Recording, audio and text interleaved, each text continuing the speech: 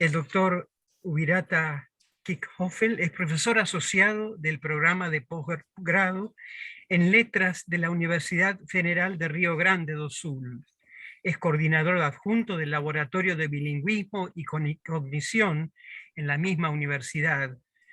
Docente invitado del doctorado en Letras de la Universidad Nacional de Mar del Plata, investigador del Consejo Nacional de Desarrollo Científico y Tecnológico de Brasil, similar a nuestro CONICET, y actualmente es coordinador de la Comisión Científica de Fonología de la Asociación Brasileña de Lingüística, ABRALIN. Sus temas de investigación versan sobre el proceso de desarrollo del componente fonético-fonológico y la didáctica de la fonética en las lenguas extranjeras. Bueno, bienvenido, Vira, y adelante. La presentación de Vira va a ser sobre la instrucción de pronunciación e inteligibilidad local, un estudio sobre las vocales E y E del español brasileño. Bueno, muchas gracias, Leopoldo. Buenas tardes. Ante todo, me gustaría agradecerles por la invitación en participar de este panel. Mi trabajo se titula Instrucción de pronunciación e inteligibilidad local, un estudio sobre las vocales E y E del portugués brasileño.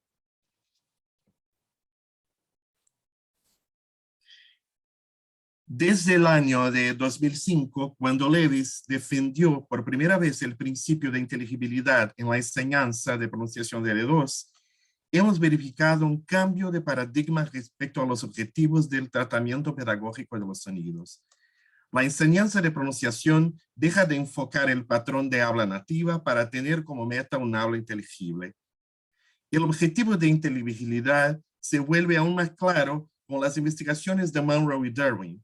En 2015, los autores distinguen inteligibilidad global de carácter general de inteligibilidad local, que tiene por unidad las distinciones en segmentos o pares mínimos de palabras. Dada esa distinción, queda claro que el objetivo del aula de pronunciación es garantizar la inteligibilidad desde el nivel del segmento hasta el nivel del discurso. Sin embargo, en los estudios experimentales acerca de los efectos de la instrucción o entrenamiento de pronunciación, las verificaciones suelen basarse en los resultados referentes a F1, F2, duración y otros constructos acústicos, por ejemplo. Sobre todo en estudios en que la lengua adicional no es el inglés, las verificaciones sobre los efectos de la instrucción, entrenamiento y la inteligibilidad son todavía escasos. Un ejemplo de fenómeno de la fonología del portugués brasileño que les resulta difícil a los estudiantes argentinos es la distinción entre las vocales anteriores media-baja y media-alta. Esa distinción es especialmente importante en contexto tónico una vez que tiene carácter fonológico, como en los ejemplos que siguen. Seco, seco. Peso, peso. Sede, sede. Fe, fe. Estudiantes argentinos de portugués no logran discriminar las dos categorías vocálicas. Cuando lo hacen, piensan que se trata únicamente de una diferencia en términos de duración vocálica. Si bien las vocales media-bajas son más largas en función de la duración intrínseca de la vocal, una vez que la mandíbula baja más y eso resulta en una duración mayor, no se sabe si solamente esa distinción de duración resultaría suficiente para la distinción entre las dos categorías por parte de los oyentes brasileños. Nos colocamos como hipótesis que si a los argentinos les resulta más fácil enfocar en las distinciones de duración entre las dos categorías en sus producciones, y si la distinción en duración en las producciones de los argentinos resulta suficiente para establecer la distinción fonológica entre oyentes brasileños al escuchar a esos estudiantes, entonces trabajar con la pista de duración puede ser una salida pedagógica para garantizar la inteligibilidad. Esa posibilidad se basa en la propuesta de Holt y Lotto 2006 sobre el peso de pistas acústicas o cue-weighting. Según esa propuesta, las distinciones funcionales entre segmentos se establecen a partir de pistas prioritarias y secundarias. Cada idioma define cuáles serán las pistas que tendrán prioridad para distinguir sus categorías funcionales. Teniéndose esos hallazgos en cuenta, nos preguntamos, ¿enfocar únicamente en la duración resultaría suficiente para la distinción entre E y E, de modo a garantizar la inteligibilidad entre los oyentes nativos? ¿Y cuáles serían las implicancias pedagógicas de esos hallazgos? En función de esas preguntas, proponemos el presente estudio, que es resultado de una investigación conjunta que hemos llevado a cabo con mi ex becaria de grado, Ana Carolina Busque.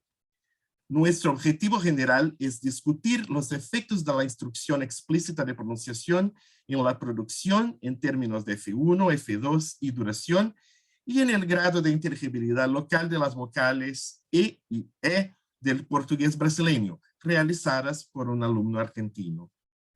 Como objetivos específicos, queremos verificar si la práctica de instrucción explícita resulta en cambios significativos en los valores de F1 y F2 de duración vocálica en las producciones de E y E, lo que corresponde a un análisis tradicional de los efectos de la instrucción. Y en carácter innovador, analizar la instrucción explícita, si la instrucción explícita resulta en índices más altos de inteligibilidad local en las producciones de E y E del participante, e investigar qué cambios en las pistas acústicas F1, F2 y duración de la vocal parecen ejercer efectos sobre el grado de inteligibilidad local determinado por los oyentes brasileños. El hablante principal de la tarea perceptual es un estudiante argentino de portugués brasileño. Este alumno nació en la ciudad de Tandil, provincia de Buenos Aires, habla inglés como L2 en nivel preintermedio y portugués como L3, con un nivel de portugués avanzado excelente según el examen CELPE-BRAS, que es el examen oficial de portugués brasileño como lengua adicional. Al inicio del periodo de instrucción, el estudiante tenía 37 años y ya vivía en Brasil, en la ciudad de Porto Alegre, hacía 6 años.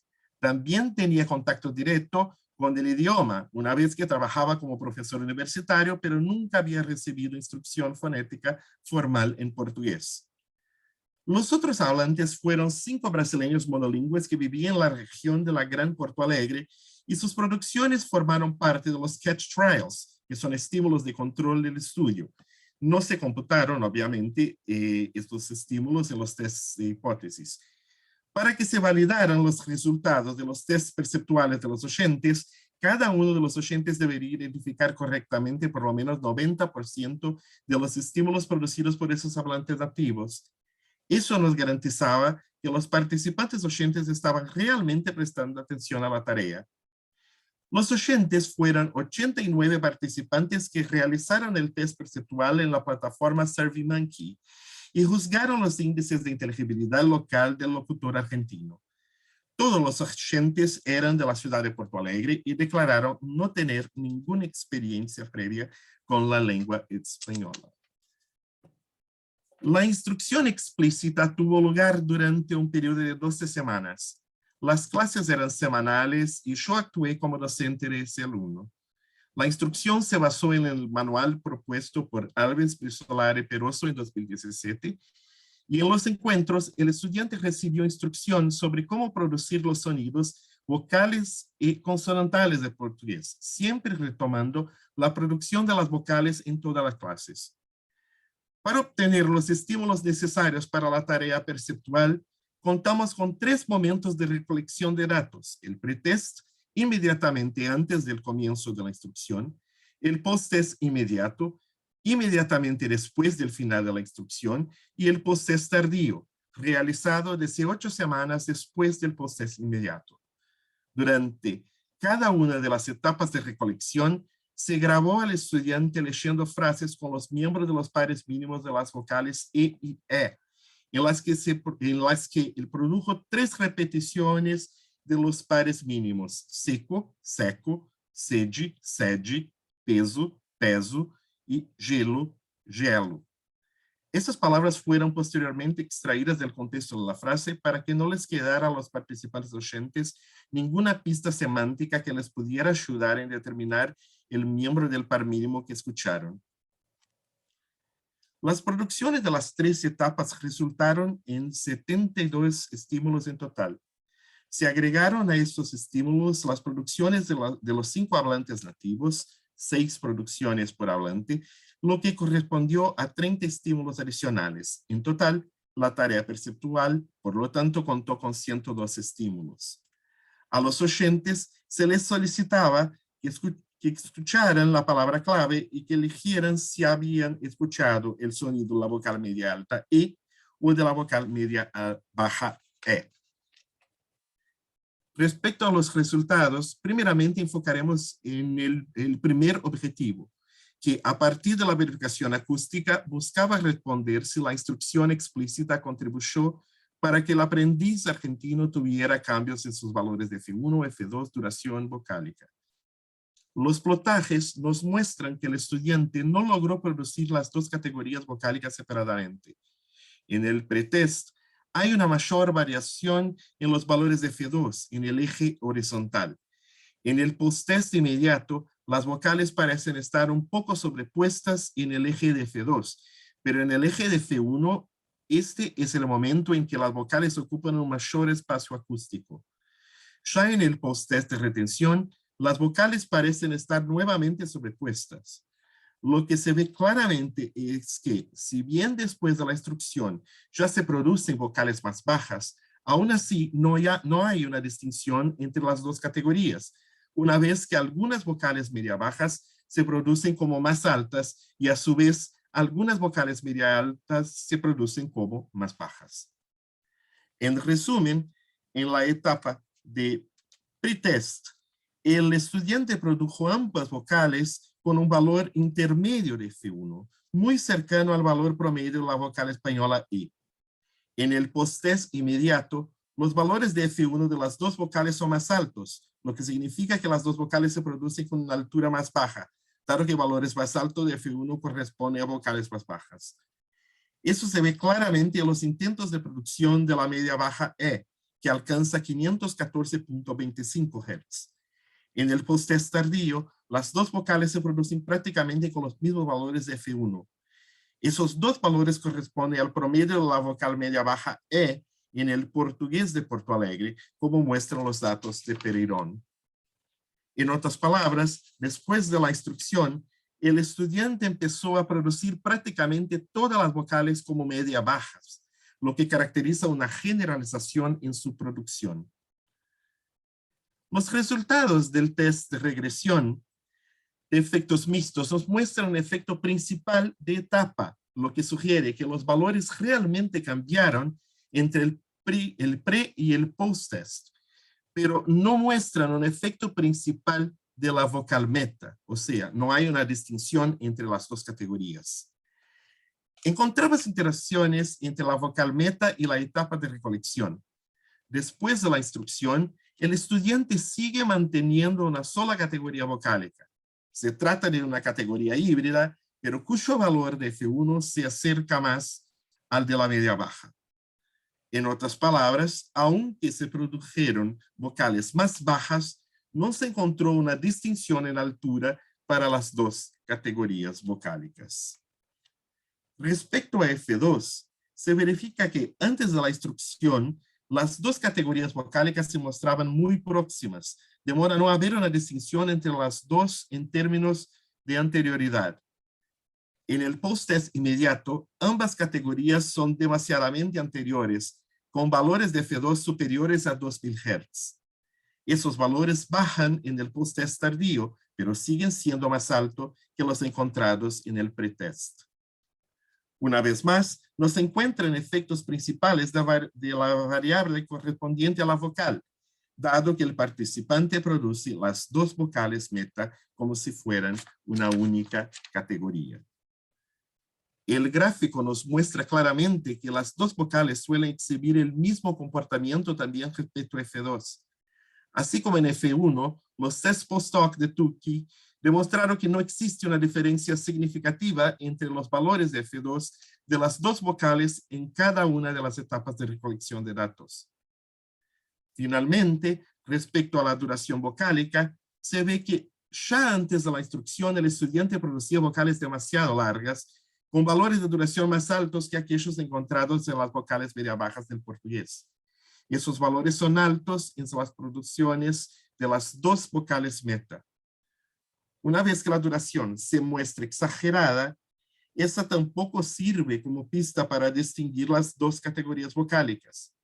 El resultado de la regresión de efectos mixtos confirma esa observación, al demostrar que tampoco hay un efecto principal de la variable referente a la vocal.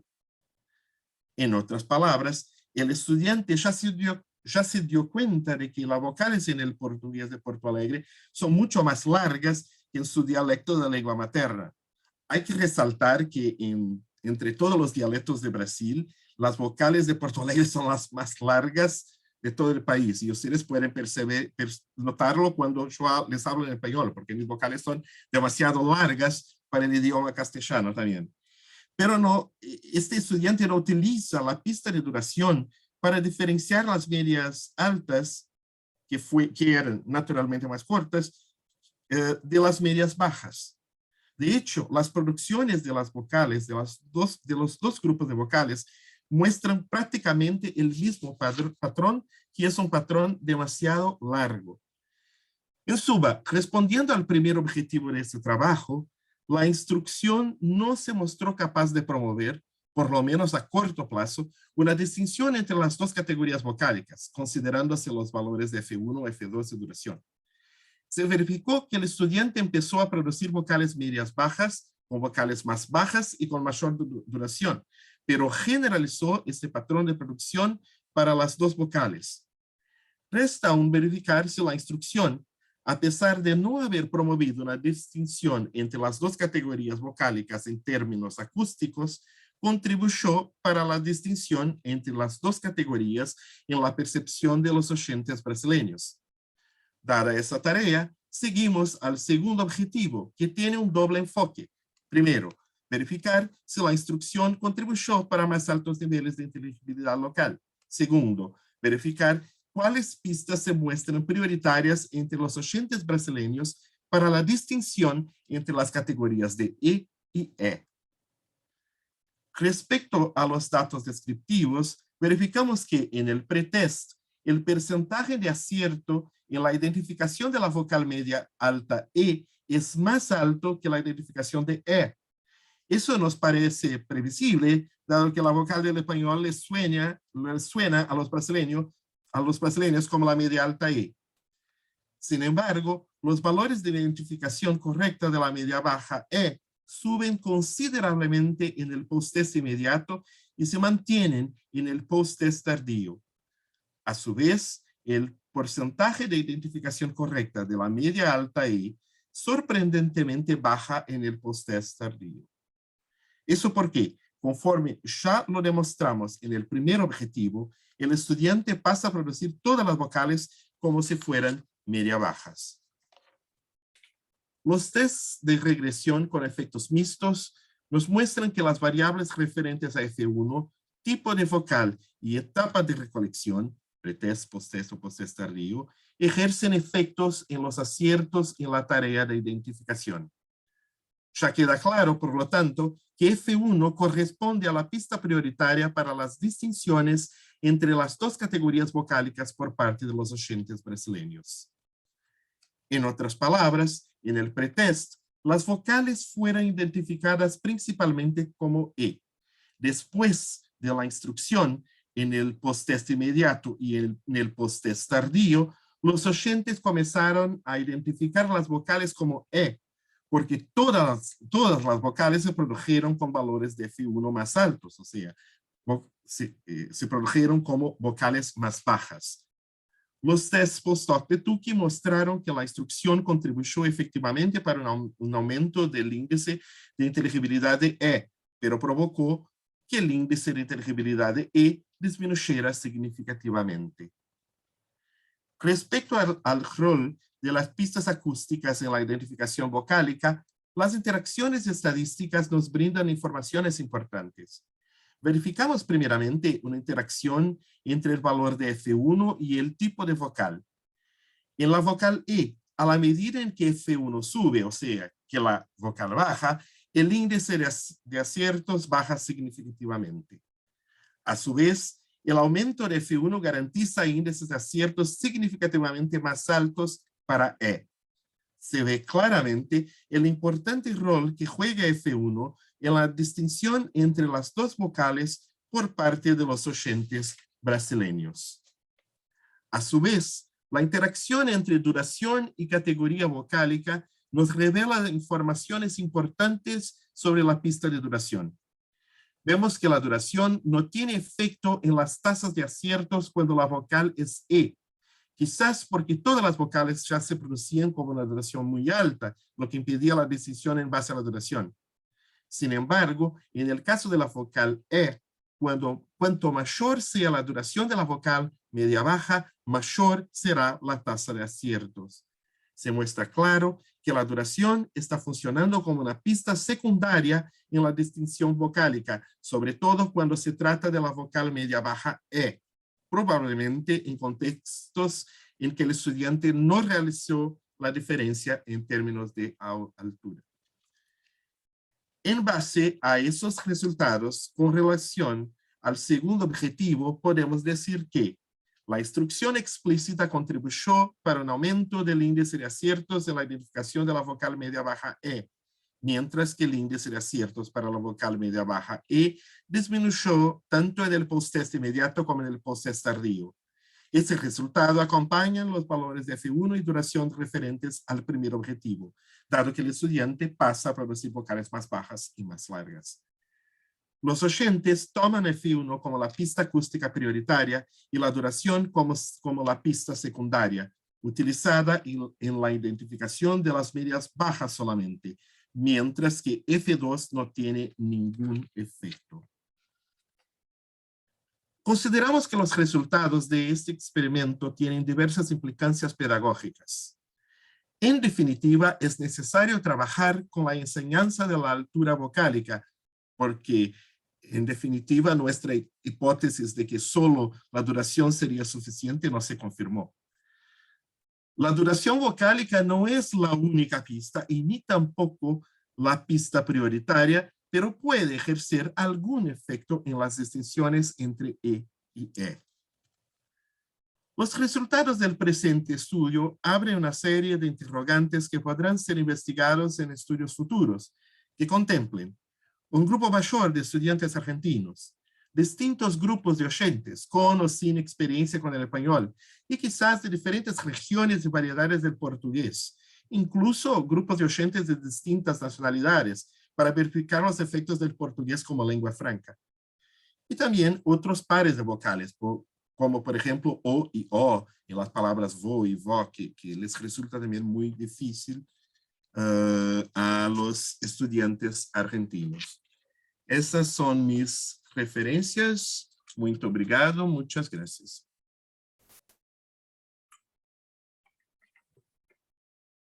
Muchas gracias, Mira, por tu presentación.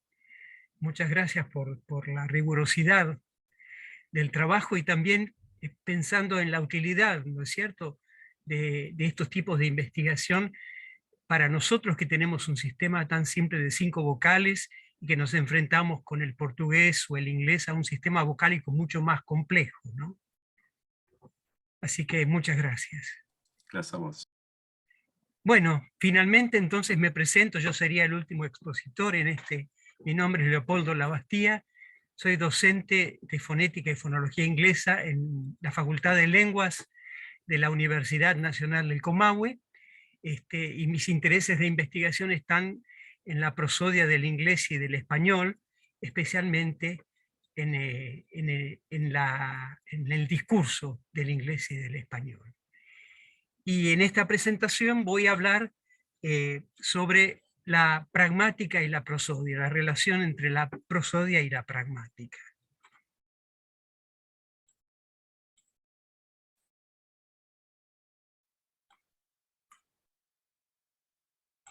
¿Se ve la presentación? Se ve, sí, sí, se ve. Bien, bien, gracias. Bueno, hasta hace poco, digamos, las investigaciones de la interacción entre la prosodia y la pragmática o el significado estuvo sobre todo en manos de fonólogos y fonetistas, ¿no? Y las diferentes escuelas han hecho muchos progresos en el análisis formal de las estructuras prosódicas, su significado. Ahora, más recientemente han sido los pragmatistas los que han abordado el estudio de la prosodia desde diferentes perspectivas pragmáticas, por supuesto, entre ellas la perspectiva cognitiva a la que me voy a referir, ¿no? La entonación es un aspecto particularmente difícil en el aprendizaje de una segunda lengua. Y aunque los primeros trabajos de entonación fueron de naturaleza didáctica, sobre todo en el inglés, ¿no? Los más recientes tienden a ser experimentales y más rigurosos, y esto ha creado como una especie de brecha entre lo que se enseña y lo que se investiga, que sería importante ir zanjando, ¿no? Cuando hablamos de prosodia, ¿no es cierto?, ¿de qué hablamos? Bueno, hablamos en primer lugar de las vibraciones, ¿no es cierto?, de las cuerdas vocales que causan, ¿no es cierto?, variaciones en la frecuencia fundamental y que se interpreta como distintas alturas tonales. También escuchamos variaciones en el esfuerzo articulatorio por la presión del aire subglotal, que produce cambios de intensidad acústicos y que se perciben como diferentes grados de sonoridad. También escuchamos diferentes duraciones, ¿no es cierto?, ya sea de los segmentos como de grupos de segmentos como las sílabas, ¿no? Y finalmente, diferentes configuraciones del tracto vocal que modifican la calidad espectral de los sonidos y producen, ¿no es cierto?, diferentes calidades vocálicas. En estos aspectos prosódicos, con respecto a la frecuencia fundamental, se estudia factores como la altura tonal máxima, el registro tonal, o sea, el registro promedio, el rango tonal, es decir, la diferencia entre el punto más alto y más bajo, ¿no es cierto?, que alcanza la entonación. También se estudia la duración, ya sea silábica, como el ritmo y la velocidad de locución, la intensidad promedio y la variabilidad de la intensidad, y también la calidad vocal, que resulta de distintos ajustes laríngeos que dan, digamos, lugar a la voz respiratoria, voz susurrante, voz chirreante, falsete, voz áspera, y algunos ajustes supralaríngeos que llevan a la voz nasalizada, dentalizada, veralizada. Bien, ¿qué efectos causa la prosodia en el lenguaje? Bueno, aquí tenemos tres frases, ¿no? Ha llegado Juan, ha llegado Juan, y ha llegado Juan. Por supuesto, la puntuación es una manera convencional, ¿no es cierto?, de sugerir la entonación que acompaña a los enunciados, pero no llega a representar el amplio espectro de matices, digamos, de significado que se puede transmitir a través de las diferentes dimensiones del sonido, ¿no? Tomando un ejemplo del inglés, que es muy parecido, ¿no es cierto?, es un poco el tema que abordaron Roxana y Graciela en mucho detalle en la exposición que hicieron a la mañana, ¿no? En este caso la oración es I didn't vote Labour because of Tony Blair, y I didn't vote Labour because of Tony Blair. No, Tony Blair, para quienes quizás no saben, fue un primer ministro británico entre el 1997 y 2007, laborista justamente, ¿no? En este caso la prosodia estaría modificando la estructura, ¿no es cierto?, sintáctica, la categoría gramatical, puede afectar las cláusulas de relativo, pero también puede tener un impacto, ¿no?, más bien semántico en el alcance de algunas partículas sensibles al foco, por ejemplo, only en inglés, el alcance de modificadores, el alcance de la negación, como en el ejemplo 2. Y también puede tener un efecto en el discurso, en la asignación referencial, en la estructura discursiva, en el acto de habla que se realiza, en la actitud proposicional, en los cambios de turno de habla o la continuidad de los turnos de habla. Bien, House considera que hay tres orientaciones funcionales que tiene la prosodia. Una que es hacia el mismo hablante, que incluye información indexical, es decir, indicadores de filiación social, regional, género, rasgos idiosincráticos de la voz del hablante, que indica sobre todo su identidad y su también estado mental, porque incluye información paralingüística, ya sea que ésta se comunique accidentalmente o intencionalmente, como la actitud y la emoción, ¿no? Es decir, aspectos de lo que se llama el afecto. Luego habría una orientación genuinamente lingüística, porque la entonación se utiliza como parte integral de la forma lingüística para aportar significado al contenido proposicional, para clarificar el contexto que el oyente debe utilizar para interpretar el significado del hablante, y se la puede llamar información gramatical.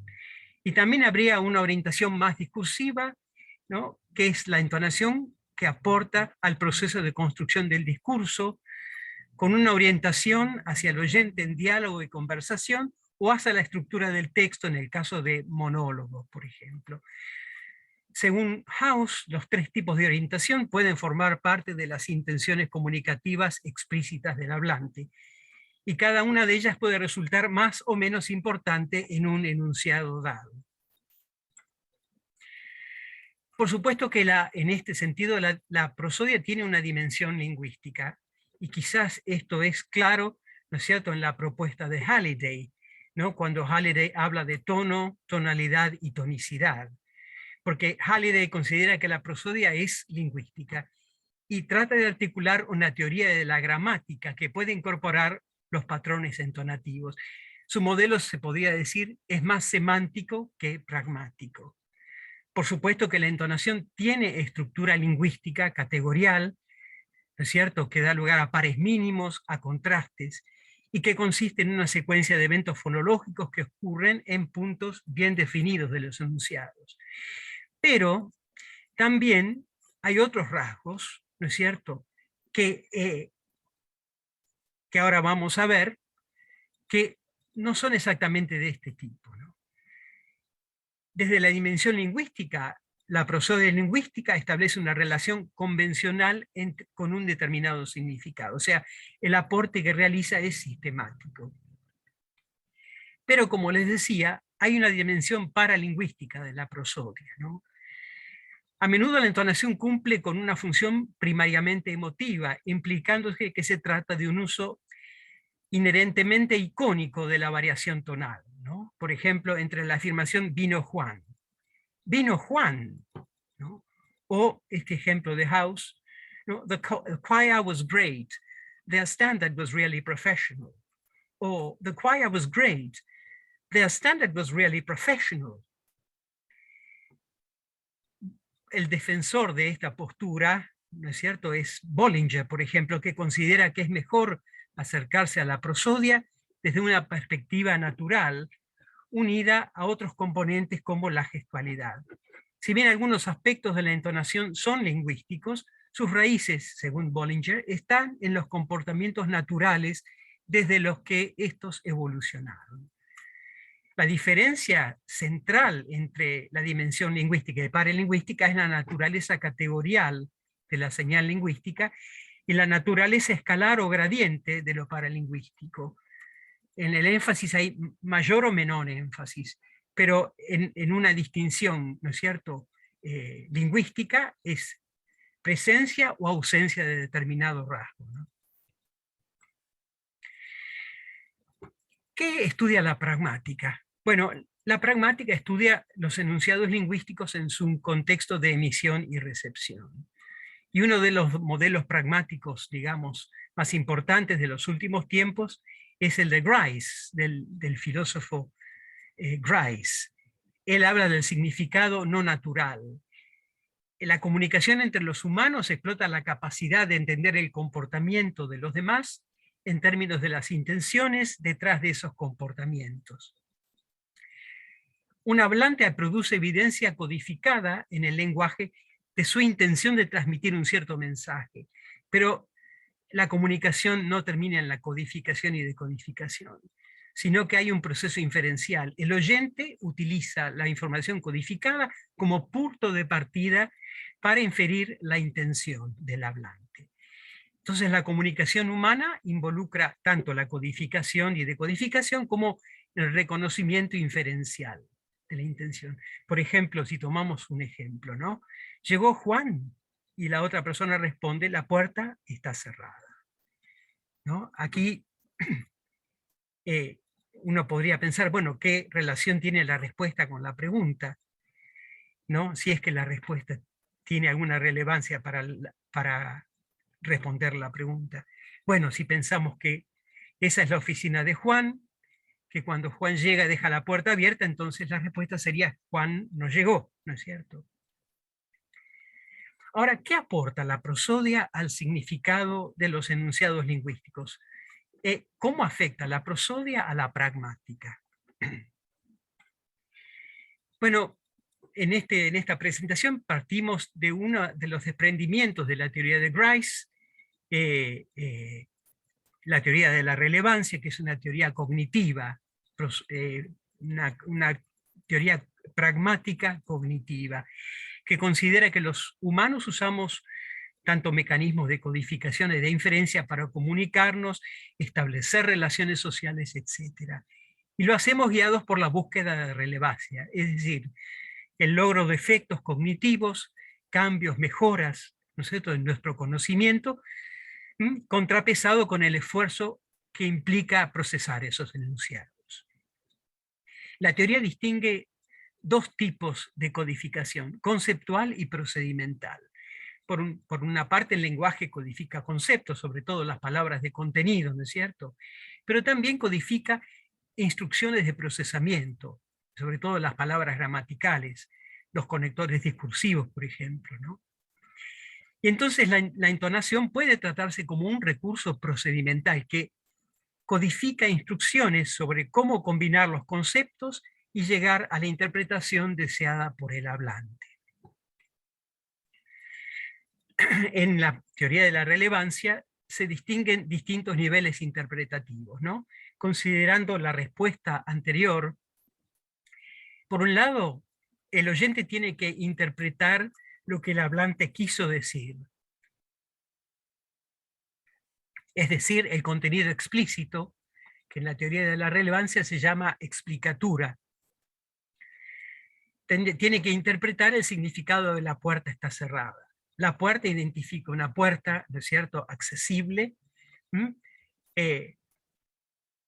Además de eso, tiene que interpretar la actitud proposicional con la que lo comunicó, o sea, la actitud elocutiva, el acto de habla.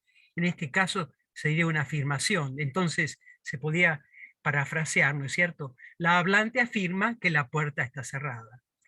Pero luego tenemos también que interpretar como oyentes lo que el hablante quiso implicar, es decir, la implicatura. Y para entenderlo es necesario que el oyente suministre, digamos, ciertas premisas que los autores llaman premisas implicadas. Por ejemplo, esta premisa: si la puerta está cerrada, no hay nadie en la oficina.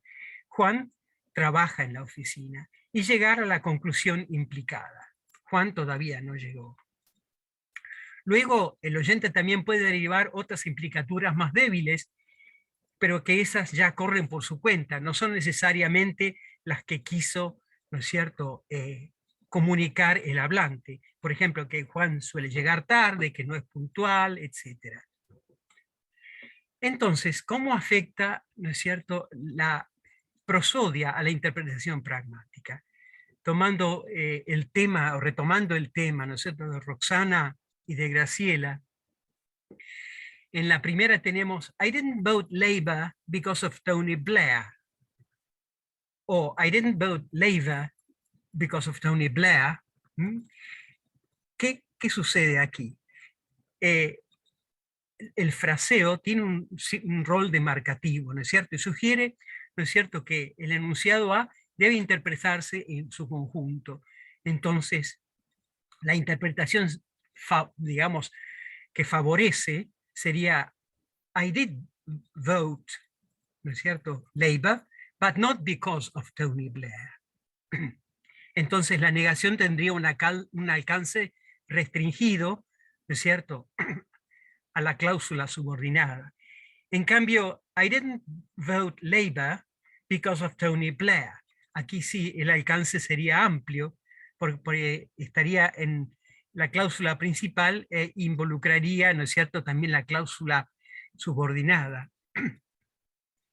Tenemos otros ejemplos del español donde también, ¿no es cierto?, el fraseo cumple una función de orientar la interpretación, ¿no? Por ejemplo, compró gladiolos y lirios amarillos. Compró, esta sería la segunda, ¿no? La primera sería compró gladiolos y lirios amarillos. En la primera quizás la interpretación favorecida, perdón, sería los gladiolos y los lirios son amarillos. En cambio, compró gladiolos y lirios Perdón, amarillos. Leopoldo, un minuto. La imagen del PowerPoint se ve borroneada. Apago entonces mi video, a ver si ahí mejora.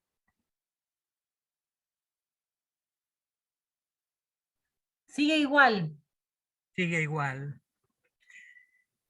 Sí, no sé cómo puedo hacer, porque es la conexión de internet. Ah, ok, perfecto. ¿No mejora ahí? No, me parece que tu conexión debe estar baja. Sí, sí. Bueno, Debe ser eso, sí, sí. ahí va, ahí se puso. Sí, a veces después de apagar el video mejora un poco. Sí. Ok, gracias. No, de nada. Mientras que en la segunda, ¿no es cierto? Quizás la interpretación sugerida sería, por la prosodia, ¿no?, que los gladiolos son de un cierto color y solo los lirios son amarillos, ¿no? Ahora, también la prosodia puede, ¿no es cierto?, orientar la identificación de los referentes. Por ejemplo, Bill insulted Ted and then he punched him. Aquí la interpretación preferida quizás sería, ¿no es cierto?, que dado el paralelismo sintáctico y semántico, he correspondería o se referiría a Bill y him a Ted. O sea que Bill hizo dos cosas, lo insultó y le pegó una trompada. Pero si yo utilizara, ¿no es cierto?, una prosodia marcada, que supuestamente requeriría mayor esfuerzo de procesamiento, pero lo que haría sería pedir al oyente que actualice su contexto, ¿no es cierto? Bill insulted Ted and then he punched him. Aquí la interpretación preferida quizás sería que he se refiere a Ted y him a Bill, o sea, Bill lo insultó y Ted respondió pegándole, ¿no? Entonces, como podemos ver, ¿no es cierto?, la prosodia puede afectar la interpretación de las explicaturas, distintos aspectos del contenido explícito. Pero también puede afectar la interpretación del acto de habla, por ejemplo, la actitud proposicional, ¿no? Vino Juan y vino Juan son dos, ¿no es cierto?, afirmaciones, aseveraciones, pero hay una diferencia que también se puede notar en el ejemplo, ¿no es cierto?, del inglés. The choir was great, the standard was really professional. Comparado con the choir was great, the standard was really professional, ¿no? Donde no solo se comunica, ¿no es cierto?, si se trata de una pregunta o de una afirmación, sino otros efectos como sorpresa, obviedad, incredulidad, cortesía, incertidumbre.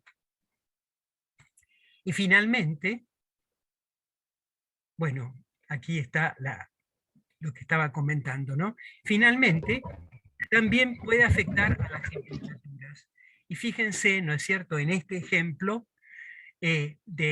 tomado también de un trabajo de House y de Sperber y Wilson. Dice, Peter dice, would you drive a Mercedes? Y Mary responde, I wouldn't drive any expensive car. ¿No? En la interpretación ¿no es cierto?, de este enunciado, ¿no?, con el núcleo tonal en any, ¿no es cierto?, y expensive car, ¿no es cierto?, desacentuado, el hablante le está sugiriendo al oyente una línea de interpretación, ¿no es cierto?, sobre las implicaturas, ¿no? Primero, le obliga al oyente a suministrar la premisa implicada. The Mercedes is an expensive car. La conclusión sería, Mary would not drive a Mercedes. pero por supuesto el oyente puede continuar, ¿no es cierto?, por cuenta propia, derivando implicaturas débiles, como por ejemplo, María no es el tipo de persona que aprueba de exhibiciones de lujo, a María le gustan los coches chicos y no lujosos, María no manejaría un Porsche o una Ferrari, etcétera, pero eso, bueno, ya corre por cuenta, digamos, del oyente y no se puede imputar al hablante, ¿no es cierto?, ese significado. Y como casi ya es la hora, paso entonces directamente a las conclusiones y me salteo algunas diapositivas, porque el tema sería qué conclusiones podemos sacar para la enseñanza de la prosodia. Bueno, primero que es necesario prestar atención tanto a los efectos categoriales o lingüísticos, en donde se puede asociar un determinado efecto prosódico con un determinado significado de manera constante y que sobrevive a todos los contextos, como aquellos que son graduales. O sea, hay que prestar a los dos tipos, ¿no es cierto? Pero también saber diferenciarlos. Y saber que un mismo rasgo puede tener una función categorial y gradual al mismo tiempo, porque lo gradual tiene que ver con el modo en que se realiza lo categorial. También que es útil, ¿no es cierto?, identificar el nivel interpretativo con el que se vincula la prosodia. Se trata de la explicatura, de la fuerza ilocutiva, de la implicatura. Un mismo rasgo prosódico puede simultáneamente modificar diferentes aspectos del enunciado, y el significado de los rasgos puede depender del contexto, como señalaban, ¿no es cierto?, Roxana y Graciela, refiriéndose a los comentarios de algunos de los autores, especialmente Hirschberg, ¿no? Con frecuencia la prosodia no afecta de manera independiente a los enunciados, sino en combinación con otros factores lingüísticos y paralingüísticos, gestos, postura, ¿no es cierto? Es necesario quizás adoptar un enfoque más multimodal. Y también es útil utilizar un enfoque contrastivo, partiendo tanto del significado como de la forma lingüística de la prosodia, de la lengua materna con la lengua meta. Esta es la bibliografía y bueno, y muchas gracias.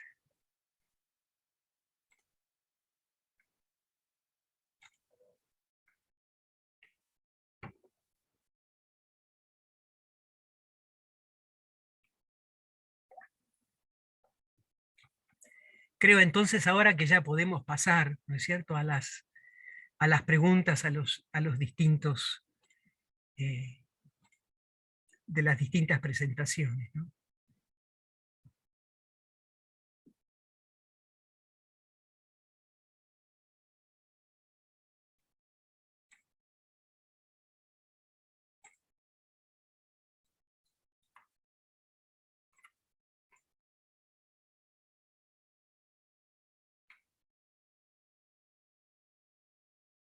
Entonces, si hay preguntas, las pueden escribir en el chat o pueden abrir el micrófono y hacerlas oralmente.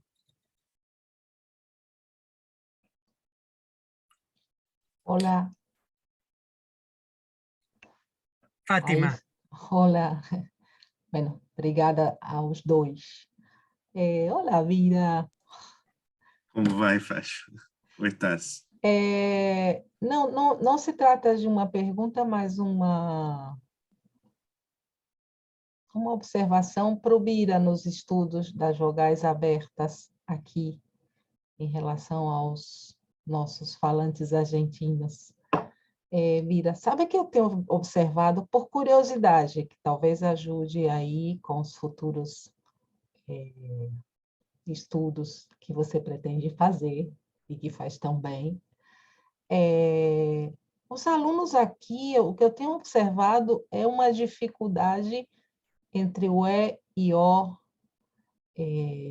na produção, mas como que o que vem se dando, mas isso mais a nível perceptivo, não? Que eu percebo quando peço as gravações, é a dificuldade de produzir mais as fechadas do que as abertas. Não sei o que vem acontecendo, mas é uma coisa de precisar reforçar com eles que não digam você, e digam você. E agora não me lembro, mas com outras palavras. Quis comentar porque é algo que vem me inquietando um pouco, o que aconteceria, que a gente faz tanto reforço nas vogais médias baixas, na produção dos alunos, mas de maneira espontânea na leitura ou nas gravações que a gente faz. Eu dou os práticos, né? Não dou os teóricos. É isso. E perceptualmente, e eu repito e peço que façam com a vogal fechada, em contextos que deveria ser fechado, e fazem aberto. É só uma observação para você aí nas suas próximas incursões. Pois é, Fátima, na verdade, vai ao encontro dos meus dados também, porque os teus alunos são alunos que receberam instrução, né? Então, assim, o que aconteceu com o meu aluno aqui? Ele não conseguia fazer o E, mas depois da instrução, ele só fazia E. Ele deixou de fazer o E, né? Então, é uma super generalização, né? Ele recebe a instrução do E e aí ele tem um momento da aquisição dele que todas as vogais passam a ser as vogais estrangeiras, né? Eu acredito que com o tempo eles voltem a separar, né? E que eles consigam, né? Depois de saber fazer o E, consigam também voltar, até porque não seria difícil fazer o E, mas num primeiro momento pós-instrução, eu acho que os teus alunos estão muito numa tendência como este meu aluno. Tudo passa a ser o E, né? Assim como tudo passa a ser o O, né? Seria interessante, na verdade eu tenho esses dados, eu tenho dados longitudinais, vou mostrar em Komawe, né? Para ver o que acontece com esse aluno. E, na verdade, depois a gente vê que ele começa a voltar ao normal. Ele tem esse surto de tudo mas depois ele começa a fazer E. E também não faz mais E. Então, assim, são etapas desenvolvimentais, né? Mas eu acho que isso é típico de uma hipercorreção, né? Do fato de a pessoa ter recebido muita instrução com relação àquela vogal. Mas é muito interessante, porque é interessante que um contexto de no Brasil está tendo o mesmo resultado que vocês estão tendo aí na Argentina. Obrigado, então. Abraço. Para saudoso.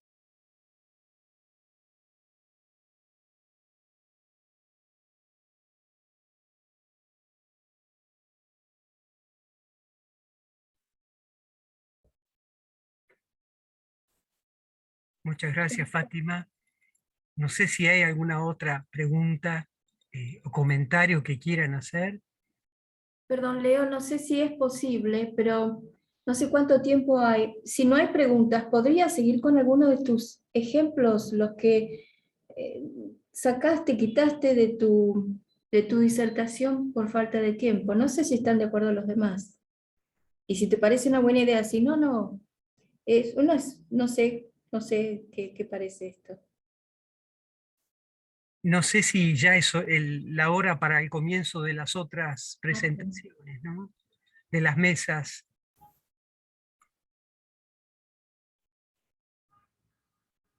Tenemos 10 minutos. Sí, mejor quizás ir cerrando. Bien, bien, bien.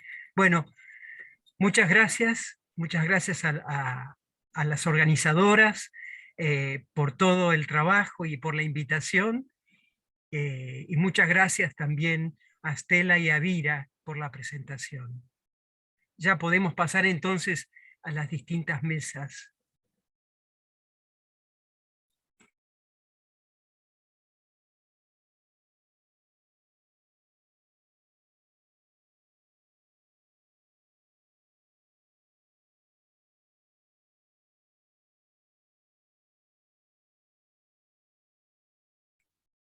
Hola María Emilia.